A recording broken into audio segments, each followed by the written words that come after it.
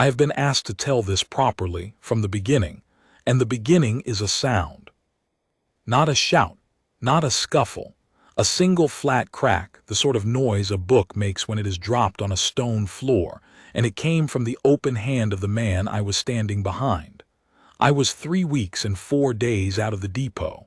My tunic still had the crease of the tailor's press in it. My name is Dane Halloway, and on the morning this happened I was a probationary constable of the city constabulary, 22 years old, holding a clipboard I had been told never to put down, and I was standing on the palace forecourt 2 paces behind Inspector Roderic Quell when he slapped a sentry of the royal household foot guard across the face. Understand how ordinary that morning was, because the ordinariness matters. Gray low cloud, no rain, wet cobbles giving the light back to the sky. The great gilded railings in their long line with the crowd pressed 4 deep against them, phones up, murmuring in 11 languages. Beyond the railings, the forecourt. Beyond the forecourt, the palace, which nobody actually looks at, because everybody is looking at the men in red. There were 2 sentries on the forecourt boxes that morning. The one nearest the west arch was a guardsman I did not know and would come to know better than most of the men I trained with. Guardsman Emrys Calder, 26 years old, number 3 Platoon, B Company, Royal Household Foot Guard. Red wool tunic, brass buttons in their exact line, tall black bearskin, white gloves, the chin strap tight under his lower lip, metal ribbon on his breast, rifle at his side, boots on the flagstone in the position they had been in for 40 minutes and would be in for 80 more. He was not a statue. That is the thing everyone gets wrong. If you stand close enough, and I was close enough, you can see the small human proof of him. The very slight movement of the tunic at the ribs when he breathes, the faint tremor of the muscle in a leg that has been locked too long, a bead of moisture at the temple under the fur. A statue is empty. He was full to the brim and holding. Inspector Quell had been in a temper since the briefing. That is not gossip. It is evidence, and I gave it under oath, and I will give it again here. There was a state ceremony coming, the Founding Day procession, the whole realm watching, foreign delegations, the king's carriage.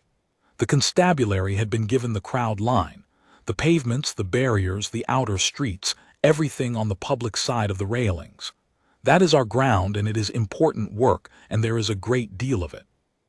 But the forecourt itself, the stones inside the chains, the arch, the boxes, the ground the palace stands on is not ours. It never has been. Under the Royal Precincts Act, the inner precinct is held by the regiment, and the men of the guard hold within that precinct and that precinct alone the powers of a constable. They can challenge. They can detain. They can arrest. Most police officers in the city know this the way you know the tides. You do not argue with it. You plan around it. Inspector Quell knew it too. He simply did not believe it applied to him. 2 days before, he had walked a cordon plan onto the forecourt and been stopped by a 19-year-old guardsman who told him, courteously and without moving, that he would need to be escorted by the guard commander beyond the chains. Quell had gone away. I had watched the back of his neck go red above his collar, and I had learned something about my inspector that I had not been taught at the depot.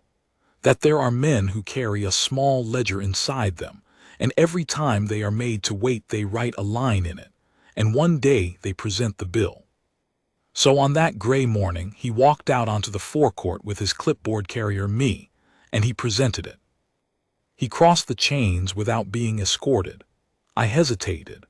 I want that on the record too, because I have spent years being honest about how small my courage was that morning. I hesitated for perhaps a second and a half, and then I followed him, because he was my inspector and I was 22 and I had been at the depot 3 weeks. He went straight to Guardsman Calder's box. "You," he said. Calder's eyes did not come to him. A sentry's eyes go to the middle distance, to a fixed point about 100 yards out and slightly above the heads of the crowd, and they stay there. It is not rudeness. It is the entire architecture of the thing.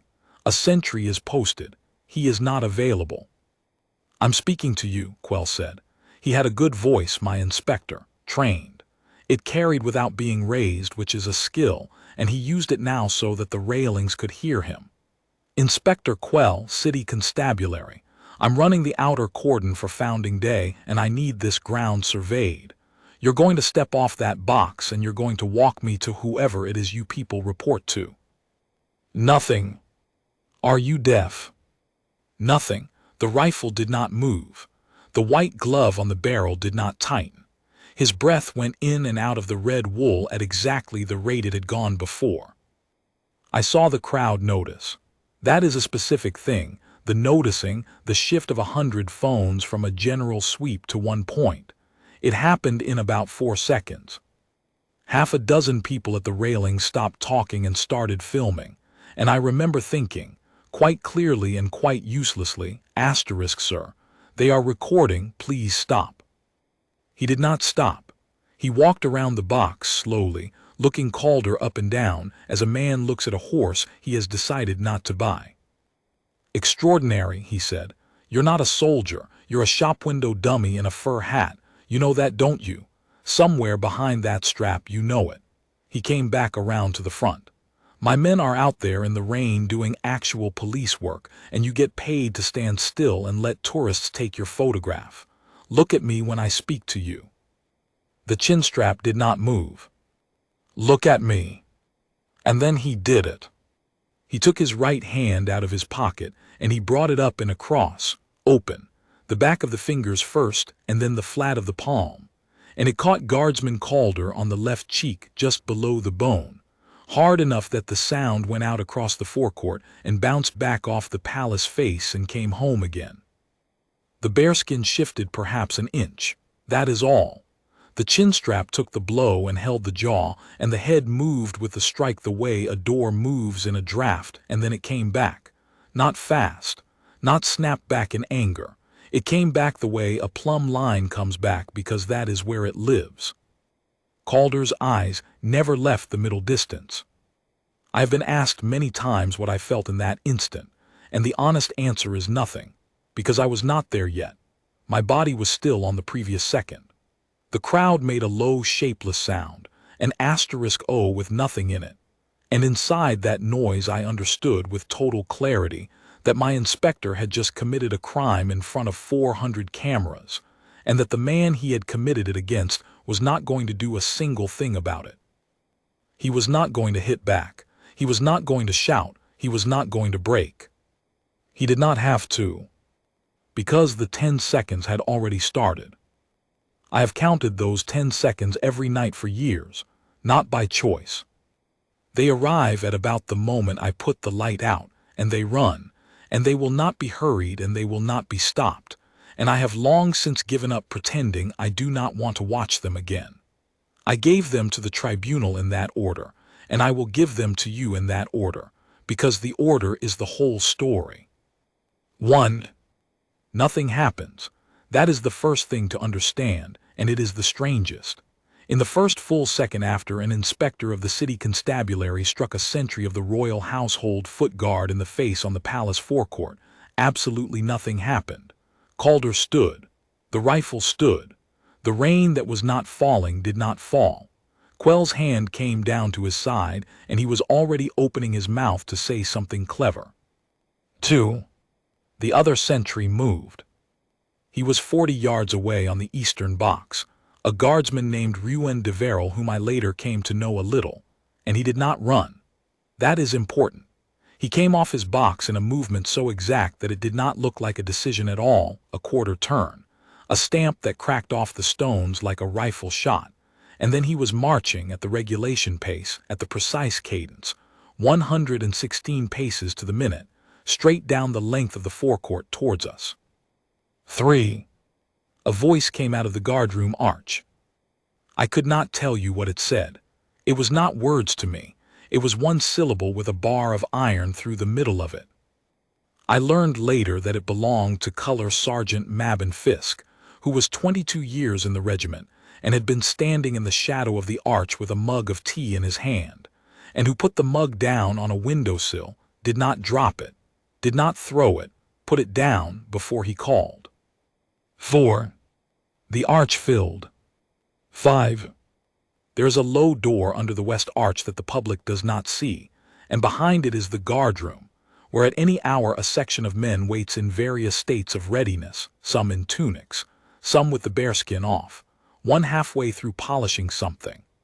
On the color sergeant's word that door came open and men came out of it in a stream, doing up chin straps as they came, and not one of them was running in the sense you mean when you say running.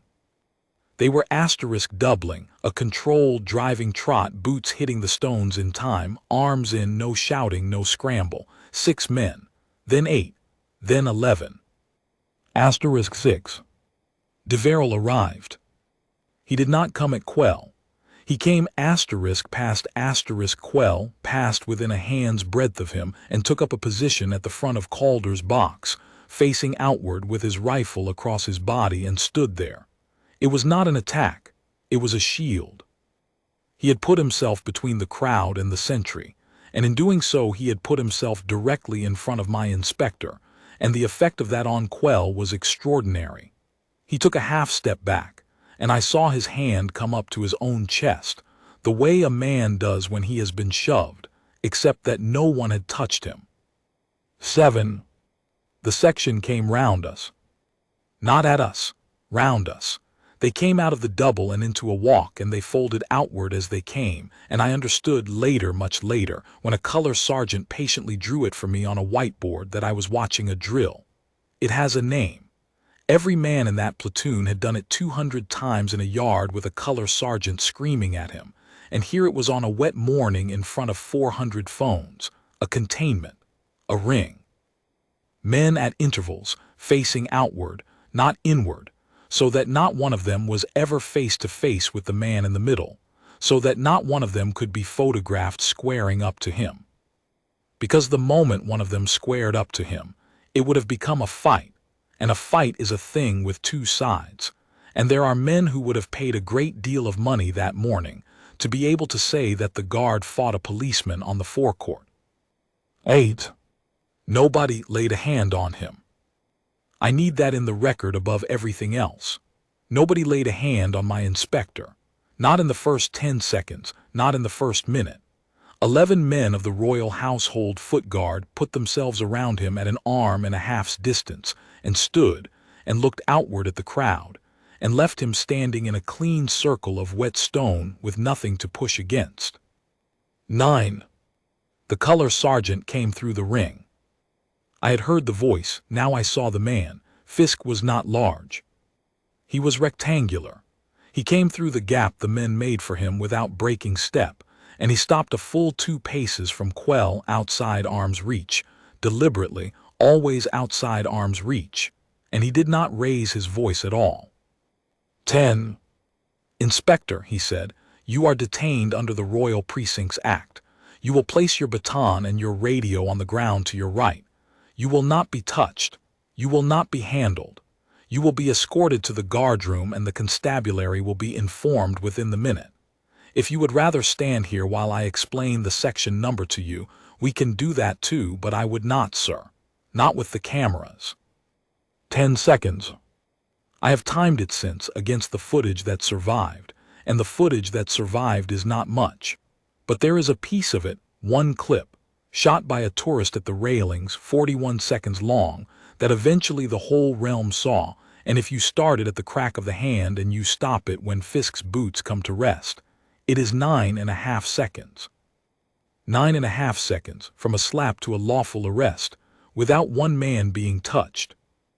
And in the middle of it, on his box, throughout every one of those seconds and the 2 hours that came after them, Guardsman Emrys Calder stood exactly where he had been standing, with a red mark coming up on the left side of his face and his eyes on a point 100 yards away, and did not move.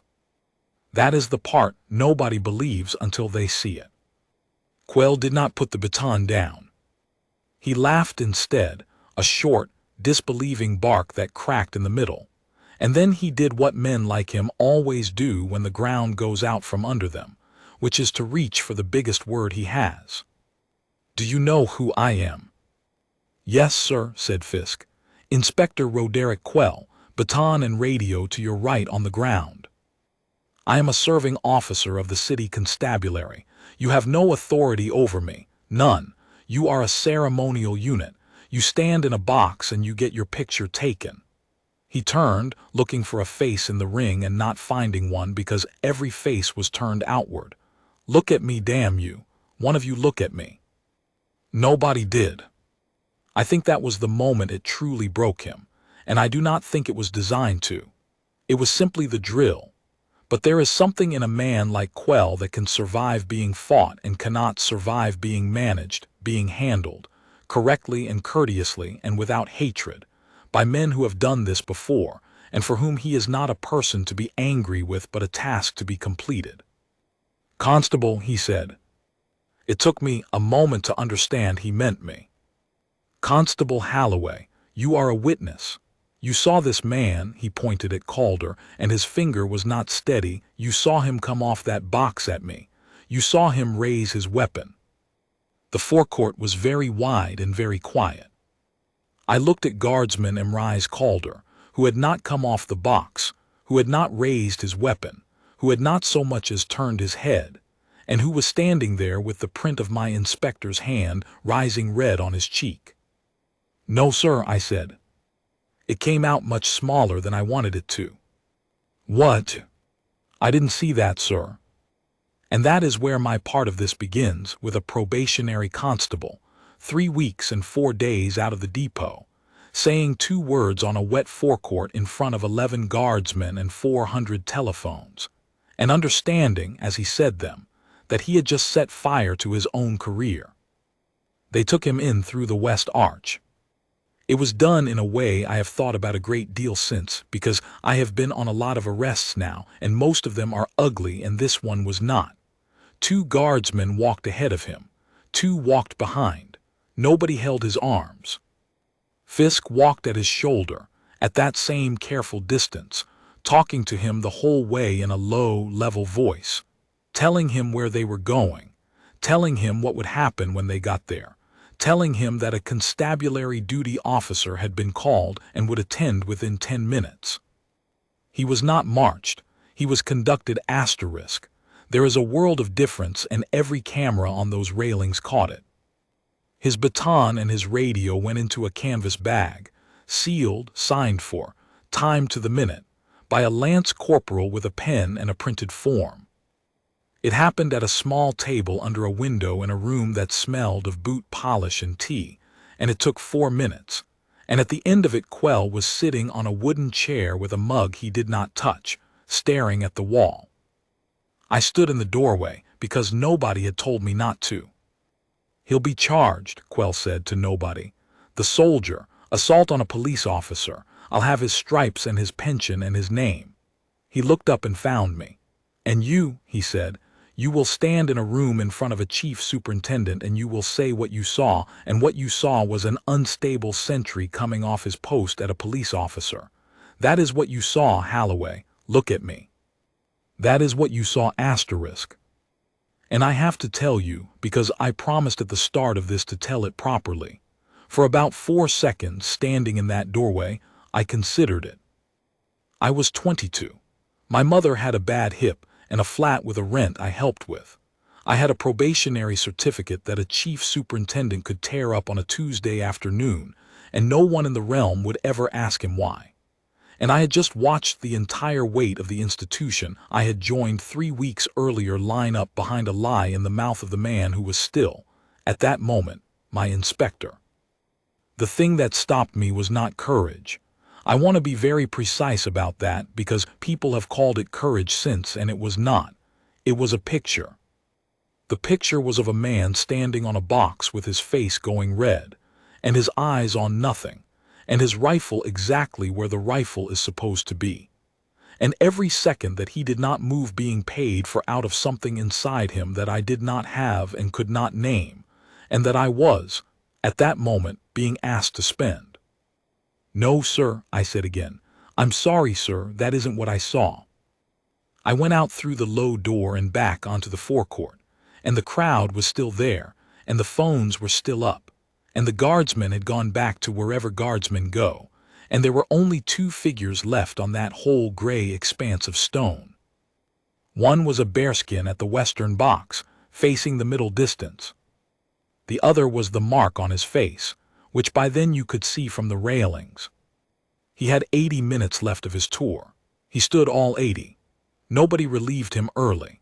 I asked the regiment about that years afterwards because it seemed to me a cruelty, and a very old officer told me, in the mildest voice imaginable, that Calder had been offered relief within the minute and had declined it, and that when the guard commander asked him to state a reason for the log, Guardsman Calder said, "The post is not finished, sir."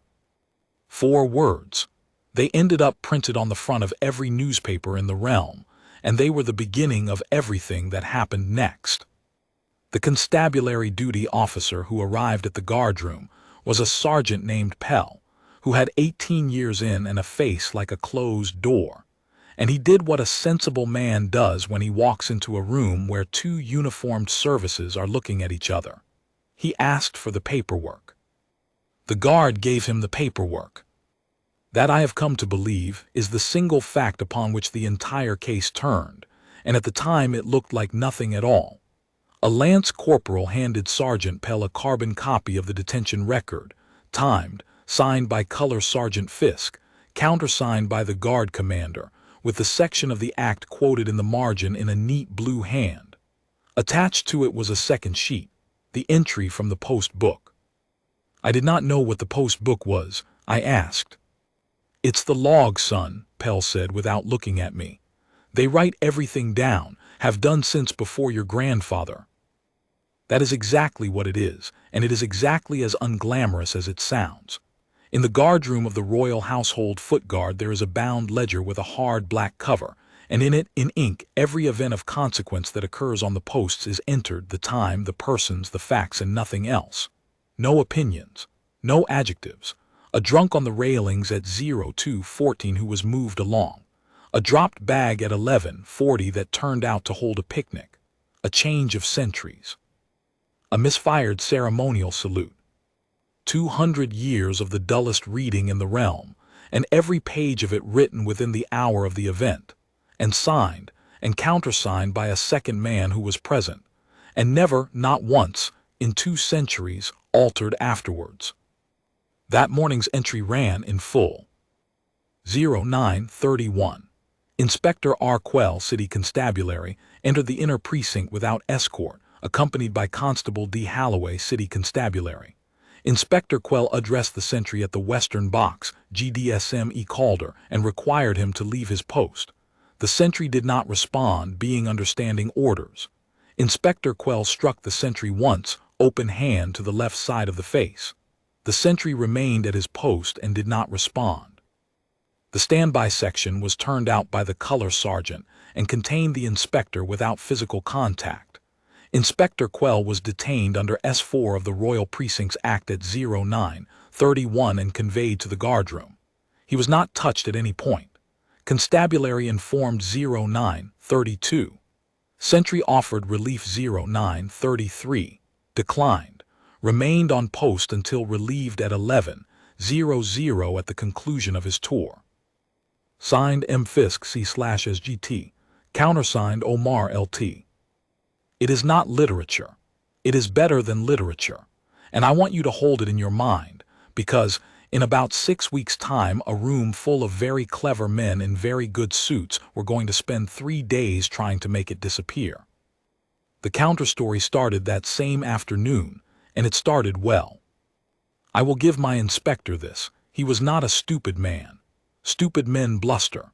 Roderic Quell went home, changed out of a wet tunic, sat down at a kitchen table with a glass of water and constructed something. By 6 o'clock that evening there was a constabulary incident report in the system, filed by him, and it read in the flat, injured, procedural voice that our reports are written in as follows. That Inspector Quell had entered the inner precinct on legitimate operational business in preparation for a national ceremony. That he had attempted to engage the sentry and had received no response, and had become concerned for the sentry's welfare, the man appearing unresponsive and possibly unwell. That he had made physical contact with the sentry's face in an attempt to rouse him, a light open-handed tap to check responsiveness, in accordance with basic welfare protocol, and that any appearance of a blow was an artifact of the angle from which the public had been filming. That the sentry had then reacted aggressively, moving off his post. That Inspector Quell had been surrounded by a large number of soldiers, jostled, threatened with a firearm, and detained without lawful authority, that he had sustained a wrist injury during the detention, and that he wished to make a formal complaint of assault and false imprisonment against the royal household foot guard. And at the bottom in the box for supporting witnesses, PCD. Holloway 2274, present throughout. He put my number on it. He did not ask me. He put my number on it because he assumed, reasonably, on everything he knew about how the world works, and on everything I knew about it too, that when the machine started to move, a 22-year-old probationer would take the shape the machine gave him. I found out at 9 the next morning, when I was called in to sign it. The room was on the 4th floor, and it had a window that looked out over the roofs to the palace, which struck me even then as a piece of architecture with a sense of humor. 3 men, a chief inspector from professional standards named Auric, a staff officer whose function was never explained to me, and a large, comfortable, silver-haired man in an excellent coat, introduced simply as Alderman Gant *, who was, I discovered later, the chair of the city's police board, the body that approves the constabulary's budget, its promotions, and its senior appointments. He was the friendliest person in the room by a distance. "Holloway," he said, "sit down, terrible business, how's your mother's hip?" He did not know my mother. He had known, 40 minutes earlier, that he would need to know something about me, and someone had gone and found it, and he had put it in his pocket, and here it was, warm and ready, on the table between us like a plate of biscuits. They put the report in front of me. Auric talked me through it in the tone of a man reading a train timetable. Welfare check. Unresponsive sentry. Concern. Contact. Reaction. Excessive force by the military. A regrettable escalation on both sides, and nobody's career need be ended over a regrettable escalation on both sides. "It's a difficult thing," Gant said when Auric had finished. "A young officer, first month in the job, high-pressure incident, a lot of noise, a lot of phones. Nobody expects you to have a perfect memory of 9 seconds. Nobody is asking you to say anything you didn't see." He tapped the page gently twice. "We're asking you to say what the inspector saw. He's the senior officer present, that's how it works. You were behind him, you couldn't have had his view." And there it was, the whole machine laid out on a table, offered to me with kindness. "You'll be assessed at the end of your probation," Gant went on comfortably, "by people who will ask me what I think of you. And what I think of you, Constable, is that you kept your head on a very bad morning. That's the report I'd like to give. Now," he slid a pen across, "sign and go and have some lunch." I looked at the pen for a long time. "Sir," I said, "he hit him." Nobody moved. "I was 2 paces behind and slightly to the left," I said. "I had a clear view of the inspector's right hand and the sentry's left cheek. He struck him, open hand, hard once. The sentry did not react in any way. He did not leave his post. He did not raise his weapon, sir. There were 400 people filming." Auric's pen stopped. Gant did not stop smiling, but the smile changed its purpose. The way a door changes its purpose when it stops being a way in and starts being a way out. "There are always phones," he said. "There is rarely footage. You'd be surprised, Constable, how little of what people think they filmed actually exists by the time anybody goes looking for it." I did not understand what he meant. I understood it 11 days later. Here is what happened in those 11 days, and I have laid it out as a sequence because that is how it was laid out for the tribunal, and because the sequence is the crime. Day 2.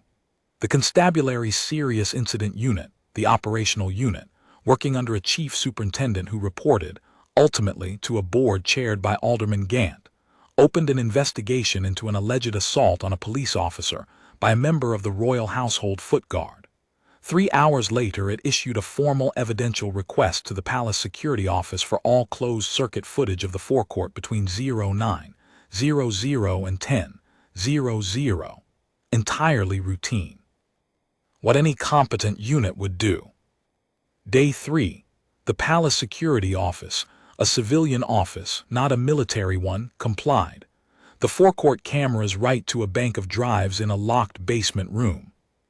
The relevant drive, covering the western box, was removed, logged, sealed, signed for, and handed to a constabulary evidence officer who arrived in a marked car with the correct paperwork. Day 5.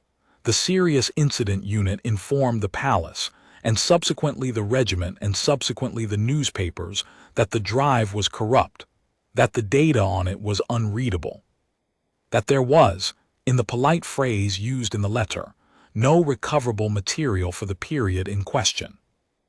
Day 6. The 3 tourist videos from the first hour were everywhere by now, but everyone had been shot from the railings at 40 yards through a gilded fence, and everyone showed the same thing: a red-coated sentry, a man in a dark coat, an arm moving, a sound, then the sudden extraordinary flowering of 11 guardsmen out of an arch. What none of them showed clearly, the angle, the fence, the fur of the bearskin, was the *face*, whether the hand landed, whether it was a slap or a tap, whether the sentry moved first. A tap to rouse an unresponsive man. That is what it could be at 40 yards through a fence, if you wanted it to be. Day 8. A man called Prin, who kept a flower stall on the corner and who had given a statement on the first morning saying he had heard the crack from 30 yards and seen the guardsman's head go over, withdrew that statement. He gave no reason. He was, I later learned, a tenant of a company in which Alderman Gant held a considerable interest. He is not a bad man. He had 2 daughters and a lease. Day 9. A medical report was submitted for Inspector Quell describing a wrist injury consistent with forcible restraint. Day 10. The regiment's own inquiry, conducted at a speed that startled everybody, concluded that No. 3 Platoon had acted lawfully and correctly, that no guardsman had made physical contact with Inspector Quell at any point, and that Guardsman E. Calder had committed no offense of any kind. Day 11. The constabulary applied for, and was granted, a warrant for the arrest of Guardsman Emrys Calder on suspicion of assault on a police officer. And they served it at the changing of the guard. I was there. I was not on duty and I was not invited. I went because I had not slept properly in a week and because I had begun, in a way I could not have explained to anybody, to need to see him. The forecourt at 11 in the morning is the most crowded piece of ground in the realm. The old guard forms up. The new guard comes down the mile behind the band. There are 4,000 people at the railings, and the noise is enormous and joyful. And into the middle of that came 2 constables and a sergeant with a piece of paper. They did it properly, I will say that. They did not go onto the forecourt. They stood at the arch and they waited for the ceremony to conclude, and they showed the warrant to the guard commander, and the guard commander read it twice and went very white. And Guardsman Emrys Calder was brought off parade in front of 4,000 people and a band, and he handed his rifle to his color sergeant, and he took off his bearskin. You must take it off. You do not go into a police car in a bearskin. There is no dignity in the world that can survive it. And he stood on the cobbles bareheaded in his red tunic with his hair flattened and damp, and he let 2 constables of the city constabulary walk him to a car. I was at the railings. I was close enough to see his face. He was calm. That is the thing. He was so calm that the 2 constables, decent men, both of them, doing a job they hated, kept glancing at him as though they were afraid he was about to faint. He did not resist, and he did not speak, and he did not look at the crowd. And just before he got into the car, he turned his head and looked back down the length of the forecourt at the western box, where a young guardsman named Tam Brackley, 4 months in the regiment, had just been posted for his first solo tour, and was standing there rigid with the whole realm watching him. And Calder nodded at him, once very small. Then he got in the car. The crowd made a noise I have never heard before or since. It was not a cheer, and it was not a boo. It was the sound 4,000 people make when they have understood, all at the same moment, that they are watching something that is wrong.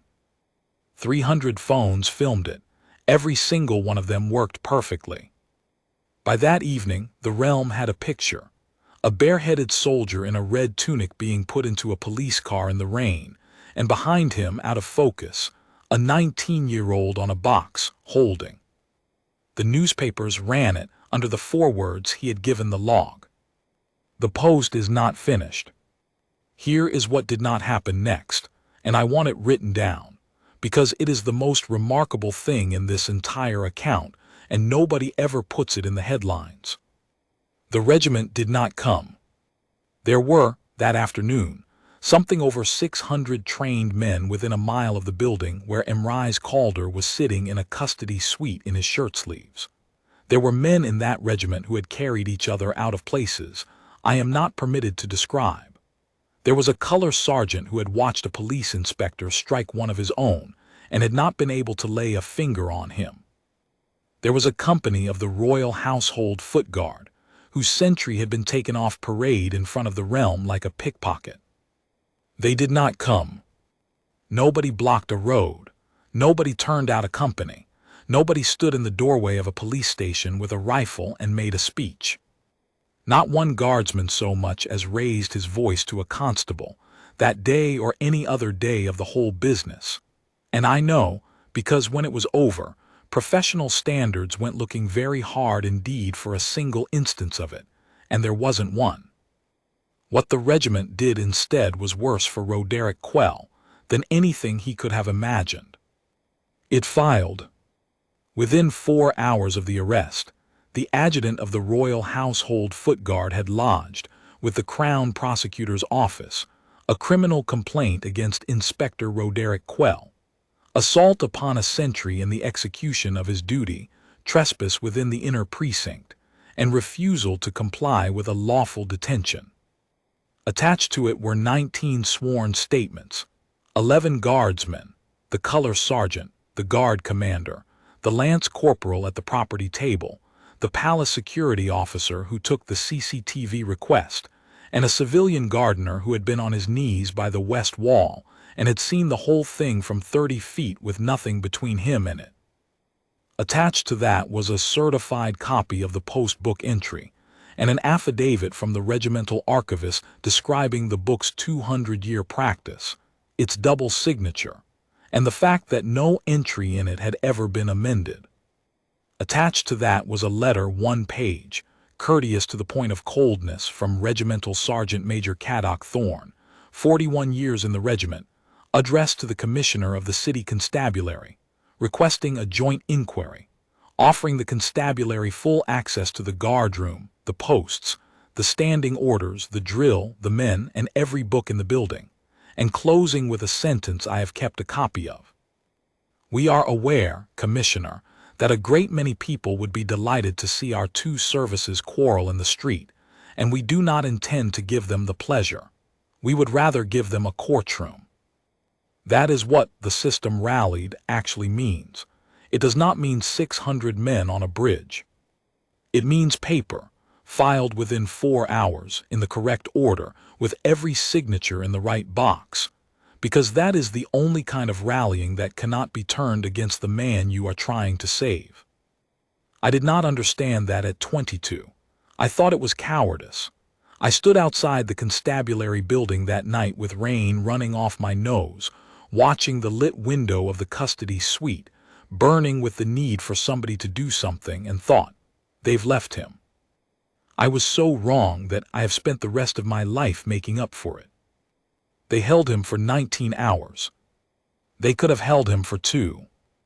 There was no evidential reason on earth to hold a man overnight for an allegation of a shove, but the machine had begun to move, and the machine had a purpose, and the purpose was a photograph of a soldier in a cell. He was released the following morning without charge. The Crown Prosecutor took one look at the 19 sworn statements and sent the file back within the hour with a note that made a chief superintendent go home early. And the constabulary announced, in 2 sentences, that the investigation into the guardsman remained open pending further inquiries. Open pending further inquiries. Those 5 words are a knife, and everybody in my service knows it. They do not convict a man. They simply stand him in a doorway for the rest of his life. The regiment had no choice. Standing orders are standing orders. A guardsman who is the subject of an open criminal inquiry cannot be posted to public duties. So they took him off the forecourt. Emrys Calder had wanted to be a guardsman since he was 11 years old. He had failed the medical the first time, a thing with his hearing, from a childhood infection, and had spent a year at a shipping yard and gone back and passed it. He had, by the time this happened, stood something over 800 tour on the forecourt and at the arch and at the garden gate, including a heat wave that put 2 men in hospital and the whole black silent week of the Queen Mother's funeral. They gave him a desk, in a store's office in a building at the back with a window that looked at a wall. He went to it every morning at 7 in his shirt sleeves, and he did the job properly. I have seen the store's ledgers from those weeks. They are immaculate, and he did not complain to anyone. And at 11 o'clock every morning, when the band came down the mile and you could hear it through the glass, he would stop writing for the length of time it took to pass, and then he would start again. A corporal told me that. A corporal who had come to hate me at that point quite thoroughly, along with everybody else in the world. Because I want to be honest about my own weather. The word went round the constabulary in about 4 days. There is no memorandum for this sort of thing. It moves faster than a memorandum. It moves in the little pauses in a canteen, in the way a locker room goes quiet by half a degree when a certain probationer walks in the fact that nobody wants to be your double on a night shift. Halloway, the one who went against his inspector, the one who signed for the soldiers. I had been in the service for 5 weeks and I had no friends in it, and now I had made sure I never would. My section sergeant, a decent, tired man named Ivo Dean, called me into a stairwell, not an office. A stairwell, so that there was no recording of it and no record of it, which tells you everything about the position he was in, and said quietly, "Son, you've done something honest and it's going to cost you everything, and I can't help you. If I stand next to you, I go too, and I've a boy at university. I want you to know that I know what you did. That's all I can give you." He shook my hand in a stairwell where nobody could see it, and went back up to the 4th floor, and I have never held it against him. That is the shape of the thing. That is how these arrangements survive. Not because everybody is corrupt, but because almost everybody is just frightened enough, and the frightened ones are not villains. They are simply men with boys at university. They took me off the cordon and put me on the property store, then on the front counter on nights. Then on nothing at all, a fortnight of shifts where I turned up, sat in a room, and was given no work of any kind, which is a punishment so precisely designed that it must have been invented by somebody with a real gift. And Alderman Gant sent for me once more, same room, same window with the palace in it, same coat. "I'll tell you what I don't understand," he said, and he sounded genuinely puzzled, which frightened me more than anger would have. "That soldier isn't your friend. You've never spoken to him. He wouldn't know you if you sat next to him on a bus. And you have thrown a career away, 25 years, a pension, a house, for a stranger in a fur hat who stood there and took it." He leaned back. He didn't even fight. "What exactly is it that you think you're being loyal to?" I did not have an answer for him that day. I have one now, and it took me a decade to be able to say it, and it is this. I am being loyal to the fact that he stood there and took it.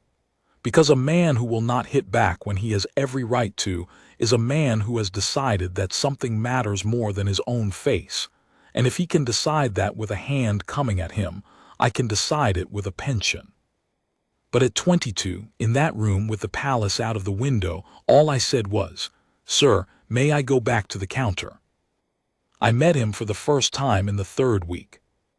I had gone to the regiment because a witness has to give a statement, and their legal officer, a captain named Emrys, took mine over 2 hours with a tape running and a stenographer and not one leading question. He was scrupulous almost to the point of unfriendliness. At the end he said, "Constable, understand that we will not thank you in public.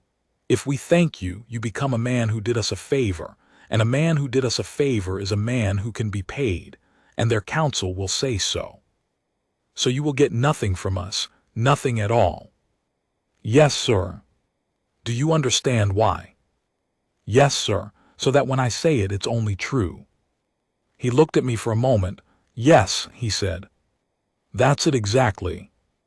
And on my way out, in a corridor that smelled of floor polish, a man in shirt sleeves with a stack of stores ledgers under his arm stepped aside to let me pass, and I stopped, and he stopped, and we stood there. He was not tall. That surprised me.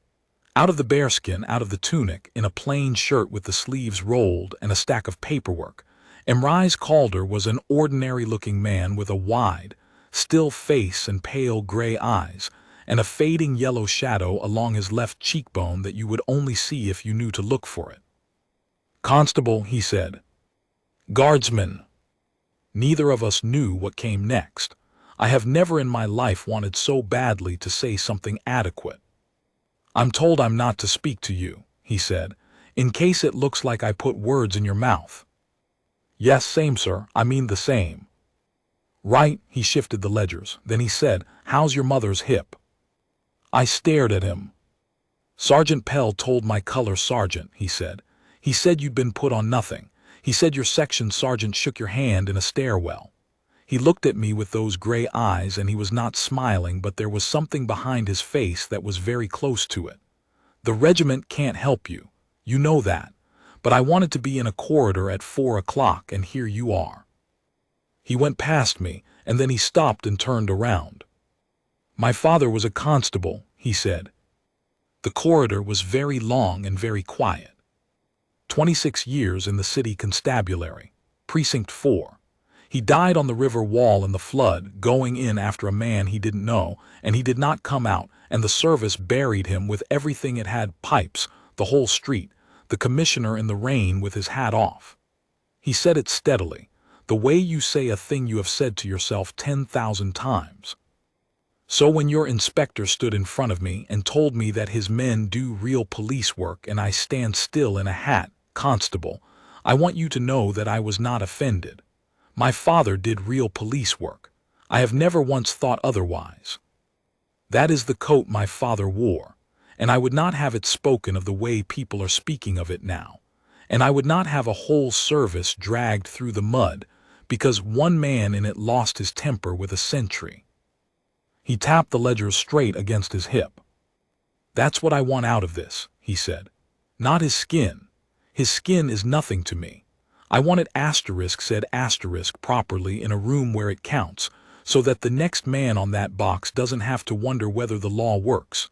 And I want it said without one guardsman putting a hand on one constable, so that when it's over, your lot and my lot can still stand in the same street." Then he went off down the corridor with his store's ledgers, and I went out into the rain, and I sat on a wall for a very long time. In the 6th week, they tried to end it kindly. That is always the most dangerous part. It came dressed as a piece of statesmanship, and it was presented in a room at the ministry with tea in proper cups, and everybody in that room was, I am now certain, entirely sincere. That is what made it nearly work. The proposal was called a mutual withdrawal. It ran like this. The constabulary would close its inquiry into Guardsman Calder unconditionally with a letter confirming no wrongdoing, no open pending further inquiries *, no doorway, a clean and final letter. Calder would be restored to public duties within 24 hours, in time for Founding Day. In return, the regiment would withdraw its criminal complaint against Inspector Quell. Quell would be transferred to a divisional post in a coastal district, quietly, with no admission of anything and no entry on any record. Both services would issue a short statement regretting a *, misunderstanding at the inner precinct *, praising the professionalism of all concerned, and inviting the realm to look forward to the ceremony. Nobody would be disgraced, nobody would go to prison, nothing would be proved. And the man who had been struck would be back on his box by Thursday.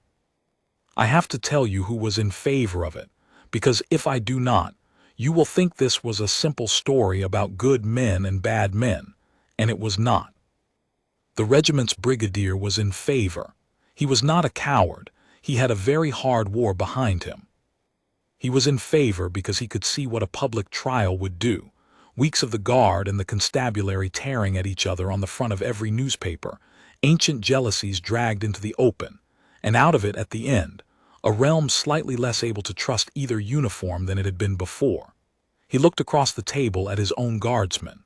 "Calder, I am not ordering you. I am telling you what I think it will cost, and that you have nothing left to prove to any man in this regiment." The palace was in favor.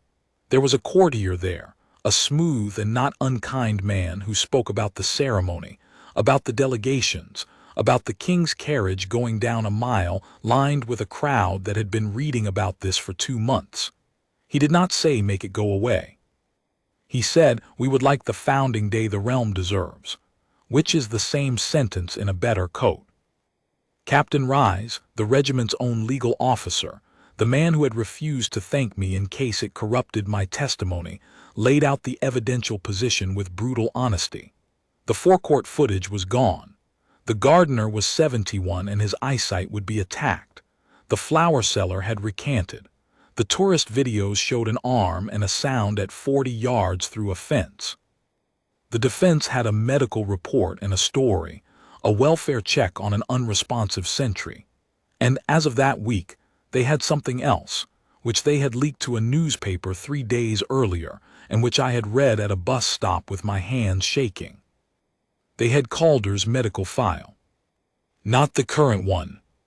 The old one, the first application at 19, when he had been failed on his hearing after a childhood infection, and had gone away to a shipping yard for a year, and had come back and passed. You can see what they built with it. I saw it at that bus stop and had to sit down on the curb. A sentry with a known history of hearing impairment. A senior officer speaks to him twice and is not answered. The officer becomes concerned. The officer makes contact with the man's face, a tap, no more, to check that he is conscious and well. The soldier, startled, comes off his post. The soldiers pile out. And a probationary constable, 5 weeks in the job, terrified and confused, misremembers a slap. It is a good story. That is the horror of it. It is a genuinely good story, and it fits every piece of evidence that survived. And I have thought many times since about how many men are in prison, because somebody built a story that good out of what happened to be left lying about. So the room turned, one by one, and looked at the guardsman in the plain shirt at the end of the table who had not said a word in an hour. "Guardsman," the brigadier said, "it's your complaint, it's your face. Nobody in this room will think less of you." And Emrys Calder said, "No, sir." He said it in the voice a man uses to decline a second cup of tea. Then, because they were all still looking at him, he explained himself once, and that was the only time in the entire business that I ever heard him make anything like a speech. "If I take that letter," he said, "then what happened on the forecourt was a misunderstanding, and the next time a man with a warrant card decides he wants a sentry to look at him, he'll have learned exactly what it costs. It costs a transfer to the coast." He turned his cup a quarter turn on its saucer. "It isn't my face, sir. It stopped being my face in about the second. It's the box. There's a lad of 19 on it this morning. There'll be a lad of 19 on it in 50 years, and he will stand there and take whatever the realm walks up and gives him, because we have told him that's what the coat means. And the only reason that isn't a cruelty is that behind him there's a color sergeant and an act of the crown and a court. Take the court away, and you've just got a boy in a hat who has to let himself be hit." Nobody said anything. "I'll go back to my desk," Calder said, "for as long as it takes, but I'd like it said in a room where it counts. That's all I've asked for, and it's all I'm asking for now." The brigadier looked at him for a long moment. Then he stood up, and every soldier in the room stood up with him, and he said, "Then we will say it in a room where it counts." And that was the end of the mutual withdrawal. The palace courtier went back to the palace. What he reported there, and to whom, I did not learn for a considerable time. The bill came inside a fortnight, and it came for both of us. For Calder, the Crown prosecutor set the trial down for a date 11 weeks off, which meant 11 more weeks of asterisk open pending further inquiries asterisk, 11 more weeks of the store's office and the window that looked at a wall, and it meant that on Founding Day, when the whole regiment went down the mile behind the band, and the king's carriage came up the last 100 yards to the arch, Guardsman Emrys Calder would be sitting at a desk in a back building signing for blankets. For me, a discipline charge. I was served with it on a Tuesday, 2 allegations. First, that on the morning in question I had entered the inner precinct of the palace without authorization, in breach of the standing agreement between the constabulary and the royal household, which was true, and which I had done because my inspector had walked in front of me and I had followed him, and which was now a matter for a board. Second, that I had conducted myself in a manner likely to bring the service into disrepute, in that I had provided a statement to a third party, the regiment's legal officer, before providing a full account to my own chain of command. I was suspended on full pay pending a hearing, and I want to tell you what full pay means, because it is a lovely sounding phrase. It means you hand in your warrant card to a sergeant who cannot look at you. It means you go home at 11 in the morning on a Tuesday, and your mother says nothing and puts the kettle on. It means 11 weeks in a flat with a bad hip in the next room, and a stack of newspapers with your own name in them. And you are 22, and you have destroyed yourself for a man you have spoken to once in a corridor for 90 seconds. What I did instead of falling apart was become very, very stubborn. I had 11 weeks and nothing to do, so I did the only thing a suspended probationary constable can do, which is read. I read everything the disclosure officer had released, which, because I was a listed witness, I was permitted to see in redacted form, in a room with a supervisor for 2 hours at a time, twice a week. I went every single time. It became a joke in that office. The boy in the anorak who came at 9 and had to be turned out at 11. And in the fourth of those sessions, I found it. It was not clever of me. Any competent detective would have found it in a day, and the only reason nobody had is that nobody who could look had wanted to. The bundle contained the evidential chain for the forecourt drive, the request, the response, the handover, the report of corruption. 4 pages. I had read them 3 times already and they had told me nothing. But on the 4th reading I noticed that the handover document was signed twice on the palace side, once by the security officer, and once, in a small tidy hand at the bottom, by a man whose title was given as Asterisk Systems Technician, Basement Records. Name, O'Vane. And beside his signature there was a printed line that the constabulary form did not have, because it was not a constabulary form. It was a asterisk palace asterisk form, and the printed line said, "Media verified readable prior to release, checksum recorded, verifier's initials, OV." I sat and looked at that line for about 4 minutes. The drive had been checked. Before it left the basement, somebody whose entire job was to know about such things had put it in a machine, confirmed that it played, written down a number that identified its contents, and initialed a form to say so. And then he had handed it to a constabulary evidence officer. And 8 days later the constabulary had announced that it was unreadable. I asked the supervisor, as calmly as I could manage, whether the bundle contained the constabulary's own exhibit book for that period. The ledger, kept at the evidence store, in which every item is logged in and out, with the name and number of every person who takes it, and the time they take it, and the time they bring it back. She looked and said that it did not. Should it? I said. It's not been requested, she said. I said, could it be requested? And she put her pen down and looked at me over her glasses for a good long moment and said, Constable, are you telling me you want the Crown to subpoena your own services exhibit book? Yes, ma'am, I said. I think I am. The trial opened on a Monday in the Crown Court before Mr. Justice Aldous Karen, who was 71, deaf in one ear, and famously, gloriously bored by rank. Outside, the street was full. Inside, the public gallery was full before the doors had been opened 10 minutes, and I have never seen a gallery like it. Not journalists, though they were there, but men sitting very straight with their hands on their knees. They were off duty, in civilian clothes, because the regiment had circulated an order of one line to every company, that no man of the royal household foot guard was to attend the court in uniform, or in a group, or in any manner that might be photographed as a demonstration.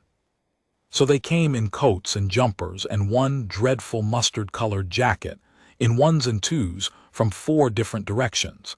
And they filled that gallery every day for 6 days, and they never made a sound.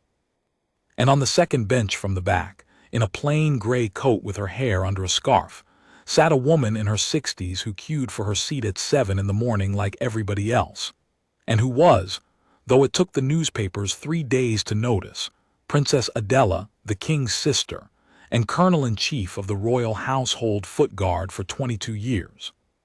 She never spoke. She never sent word to the bench, or to council, or to the Crown, and afterwards Mr. Justice Karen remarked, dryly, that Her Royal Highness's conduct in his court had been a model to every other person in it. She simply came and sat and was seen, every single day. That is what an institution does when it will not put its hand on the scales, but will not pretend to be elsewhere either. Mr. Farron Locke appeared for the Crown. Sir Deverell Marchmont, one of the 2 finest silks in the realm, appeared for Inspector Roderic Quell, and I never did learn with certainty who paid him. The Crown's case took 4 days, and it was built, brick by brick, out of paper and ordinary men. The regimental archivist testified for 2 hours about a black-bound ledger.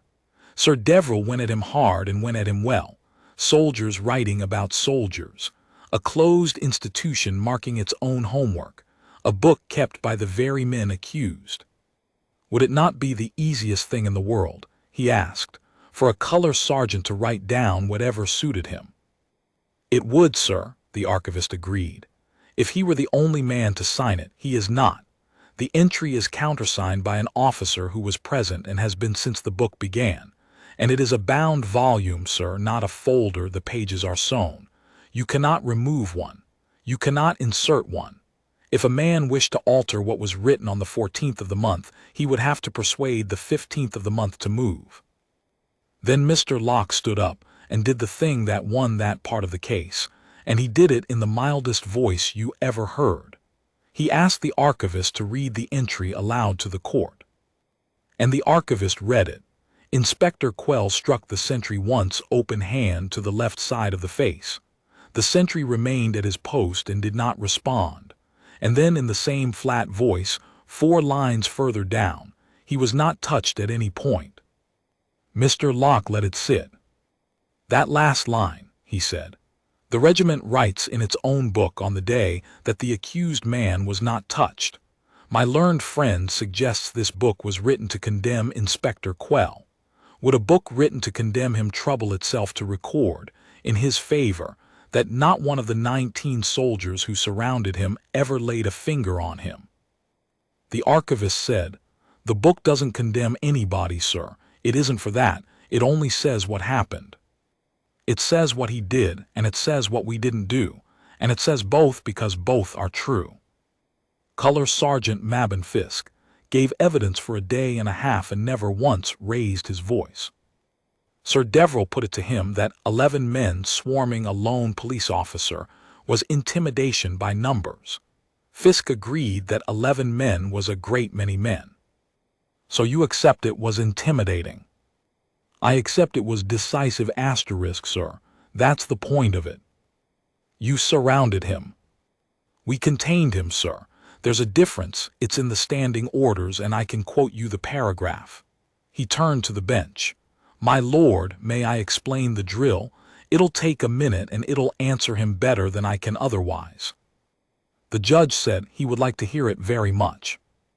Every man in that ring stood at an arm and a half's distance, and every man in that ring stood facing asterisk outward, Fisk said.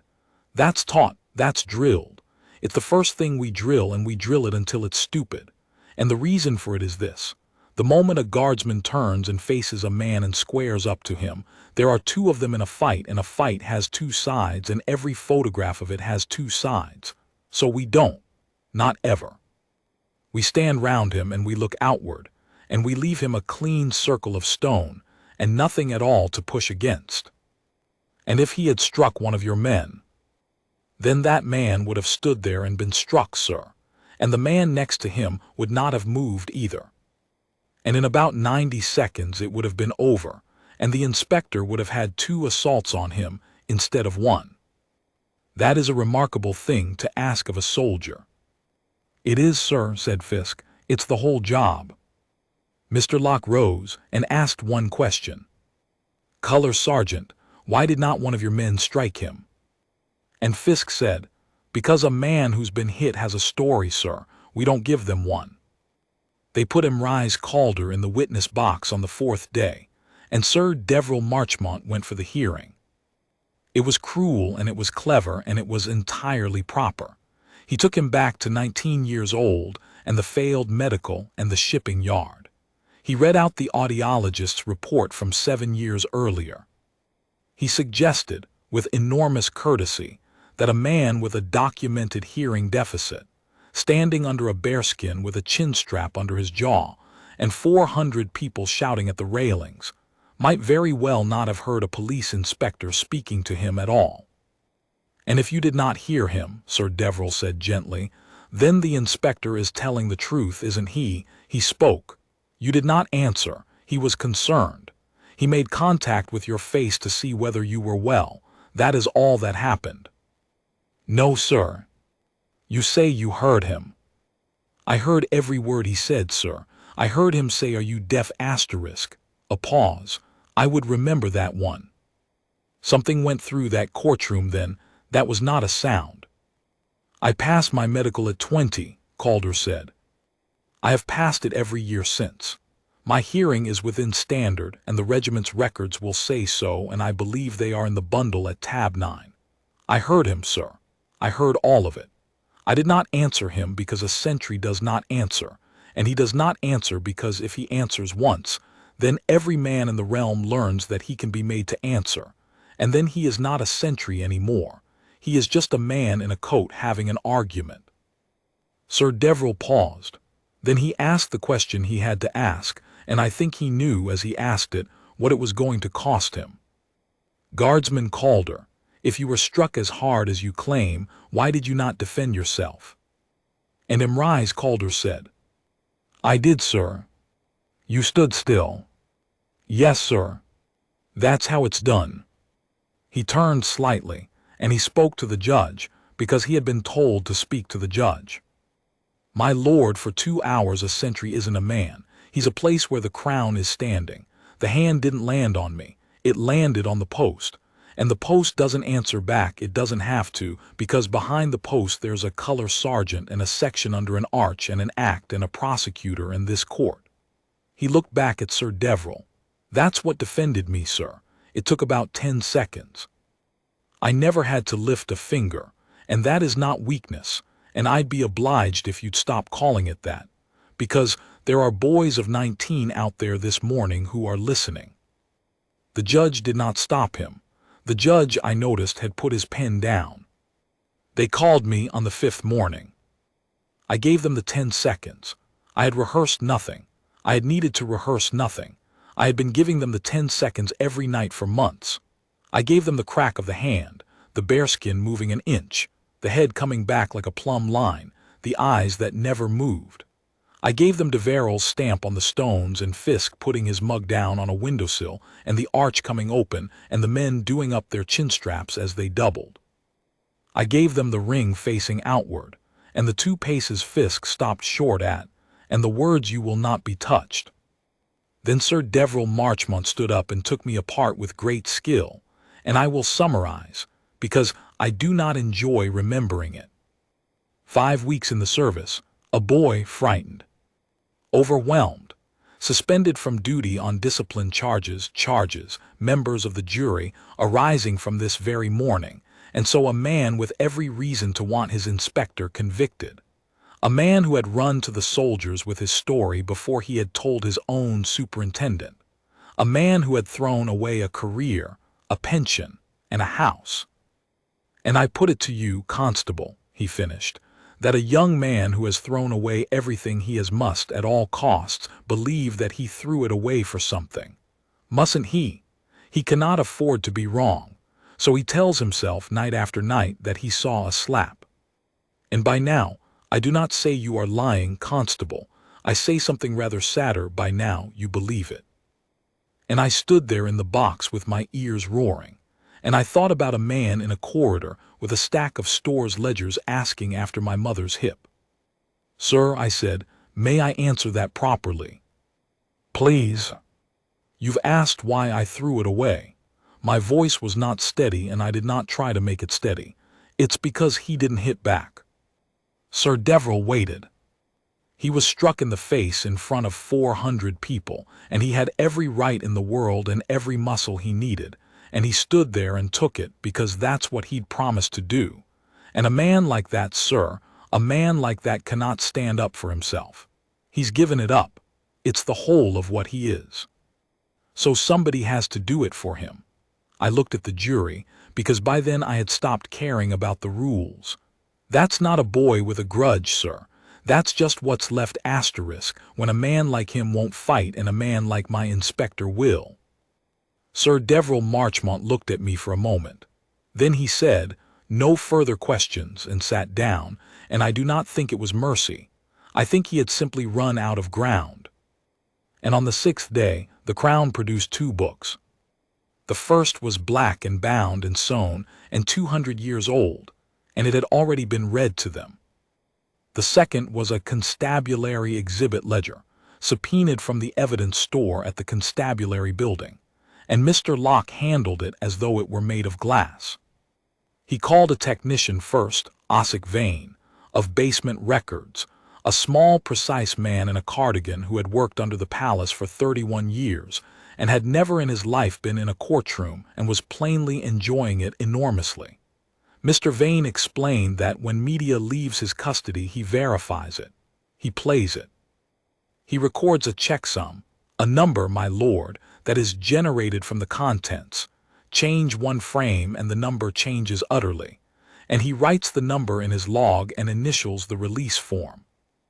He had done all of that on the 3rd day. He produced his log. He read out the number. He confirmed that the drive covering the western box, for the hour in question, had played perfectly in front of him on his own machine before he handed it to a constabulary evidence officer at 1420. Then Mr. Locke opened the constabulary's exhibit ledger at the page for the 4th night. 2210. Exhibit 41B Drive, Forecourt West, signed out. Purpose, Technical Review, signed R. Quell Insp. 1109. 0755. Exhibit 41B returned, signed R. Quell Insp. 1109. Mr. Locke read it out twice. He read it out slowly. Then he called the clerk of the evidence store, a constable named Nell Ardrey, who was 24 years old and had been on nights, and who explained, in a very small voice, that an inspector had come in with a warrant card and asked for an exhibit, and that nobody had told her he was suspended from the investigation, and that inspectors do not usually explain themselves to a constable on nights. And then Mr. Locke recalled Mr. Vane, and asked him to give the court the checksum of the drive as it stood when it came back from the constabulary 8 days later. The numbers did not match. Nothing on earth could have made them match. And there it was, in the constabulary's own ledger, in the constabulary's own hand. in the same careful blue ink that the royal household foot guard had been using for 200 years. The name of the man who had taken the only complete record of the 10 seconds out of a locked room at night and brought it back at 5 to 8 in the morning with nothing on it. Both services keep a book. That is the whole of it. That is the entire moral of the thing, and it took me half my life to see it. One book saved a man who would not lift his hand. The other convicted one who would. The jury was out for 4 hours and 11 minutes. Guilty of assault upon a sentry in the execution of his duty. Guilty of perverting the course of justice. The complaint of false imprisonment against the royal household foot guard was withdrawn by the Crown before the defense had to admit that it had never existed, which was a small mercy Sir Deverell Marchmont accepted with a bow. Mr. Justice Caron sentenced Roderic Quell to 2 years' imprisonment, of which the assault accounted for 4 months and the drive accounted for the rest, and he said this, and it was printed everywhere. You did not merely strike a man who could not answer you. Any brute may do that. You then went, at night, into your own service's evidence store, and you took away the truth, because you had understood correctly that the truth was the only thing in this city that would not be intimidated by your warrant card. The guardsman you struck defended himself by standing still and trusting the law to work. You have spent 9 months attempting to prove him a fool. You have failed. Take him down. He was dismissed from the constabulary the same afternoon, and I have never seen him since. Alderman Prior Gant was never charged with anything. He did not need to be. A ministry inquiry into the police board reported in the spring. It used the word *unhealthy* 11 times. He resigned his chairmanship the day it was published, and his name has not appeared in public life since. Prynne the flower seller wrote to the court asking to be heard and came, and told the truth about the crack he had heard at 30 yards and wept in the box, and Mr. Justice Caron thanked him, told him he had done a hard thing, and said no more would be said. No more was. My discipline charges were dropped in a letter of 4 lines. I had, at that point, been suspended for 19 weeks. And on the Thursday after the verdict, Commissioner Hollis Trant of the City Constabulary did the thing that ended it. Not the court, not the newspapers, him. He came to the palace in full uniform, at 11 in the morning on the busiest day of the week, and he did not go in by the side. He presented himself at the chains and asked the guard commander for permission to enter the inner precinct, and waited while it was granted, and was escorted properly by a corporal at the regulation pace, as the standing agreement requires, and as no senior officer of the constabulary had bothered to do in 30 years. He walked the length of the forecourt to the western box, in front of 4,000 people and every camera in the realm. And he stopped 2 paces short of the sentry, and he came to attention, and he saluted the box. Then he went back to his headquarters and issued a general order, 1 page, which is still read to every probationer in the city constabulary on their first morning, and which I have now read aloud to 9 years' worth of them myself. No officer of the constabulary enters the inner precinct except escorted. A sentry does not answer, is not required to answer, and is not to be addressed. And its last paragraph, the one I make them read twice, sets out the containment drill of the Royal Household Foot Guard, which we now teach in our own school, under the rule the regiment gave us. Face outward, keep the distance, put no hand on him, give him nothing to push against. They call it the 10-second order. I do not think Colour Sergeant Fisk has ever quite forgiven us for the name. Guardsman Emrys Calder went back on the box on a Tuesday. There was no ceremony. That was his condition, and the regiment kept it, and it was the correct decision, and I understood it the moment I saw it. He came out of the low door under the west arch at 10 to 11 with his rifle and his bearskin and the chin strap tight, and he was marched to the western box by a corporal, and he took up his post, and he stood there for 2 hours with his eyes on a point 100 yards out and slightly above the heads of the crowd. The crowd knew. Of course they knew. A good number of them had come for exactly this, and for about a minute they were very loud indeed. He gave them nothing. Not a glance, not a nod, not the smallest movement of the head. After a while the noise ran out of anywhere to go, and the crowd settled, and the morning became an ordinary morning, and the sentry at the western box became what he had always wanted to be, which is a fixed point that nobody has to think about. I watched the whole 2 hours from the railings, with my warrant card back in my pocket. At the end of it, at the changing, a young guardsman came down the line and halted, and Calder handed over the post, and the young guardsman was Tam Brackley, the one who had been left alone on that box with the whole realm watching on the day they took Calder away in a car. He had been 19 then. He was 20 now, and he had stood 100 tours since, and not one person in the realm had ever thanked him for any of them. Calder stepped off the box. He and Brackley faced each other for the length of the handover, and neither of them said one word, because you do not. But as he turned away, Calder nodded at him, once, very small. The same nod, I would swear to it in any court in the realm. He was promoted 3 months later, Lance Sergeant, and then in time Color Sergeant, and he is one still, and he trains the recruits, and he is said to be very hard and very fair and entirely without mercy on the subject of chin straps. The king made one change, and only one. It went through in a single line of the regiment standing orders that spring, with his signature at the bottom.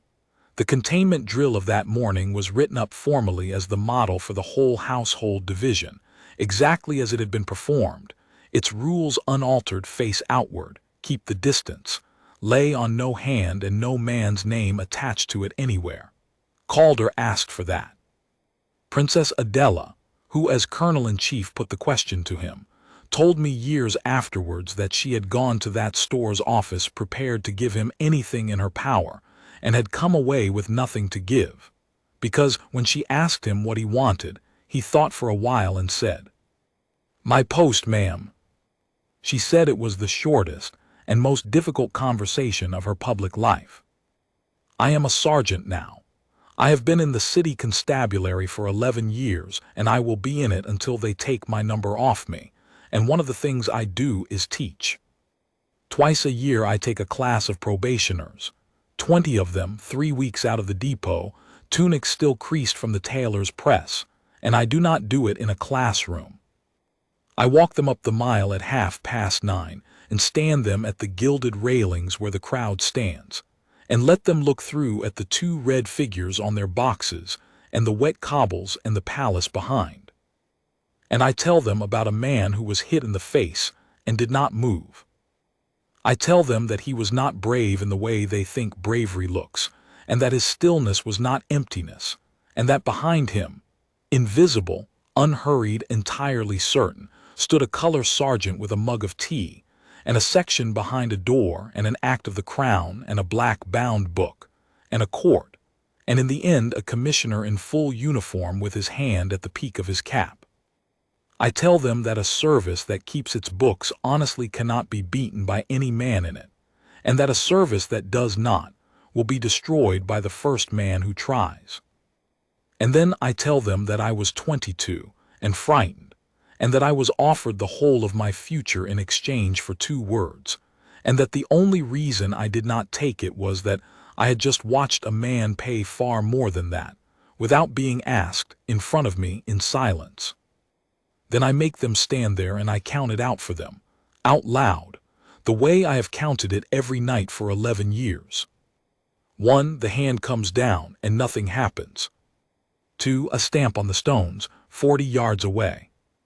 3, a voice under the arch. 4, 5, 6, 7. A door opens, and men come out of it doing up their chin straps, and a shield is put in front of a sentry, and a ring closes facing outward, and not one hand is laid on anybody. 8, 9. 10, Inspector, you are detained. You will not be touched. And I tell them, that is the whole of it. That is the entire trade. You stand still and you keep your hands down and you write the truth in the book. And if you are honest, and if the men behind you are honest, Then in 10 seconds, the whole weight of the thing you serve will come out from under an arch and stand between you and the man who thought you were alone. Then I take them back down the mile, past the memorial wall outside our own headquarters, where the names of the constables of this city are cut into the granite, and I stop them at the 7th row and let them read one for themselves. Constable Harlcalder, Precinct 4, taken by the river going in after a man he did not know. They always ask. And I always tell them, yes, his son. He stands 100 yards from here, 6 days a week, in a red coat and a fur hat, in front of people who think he is furniture. Go and look at him properly on your way home.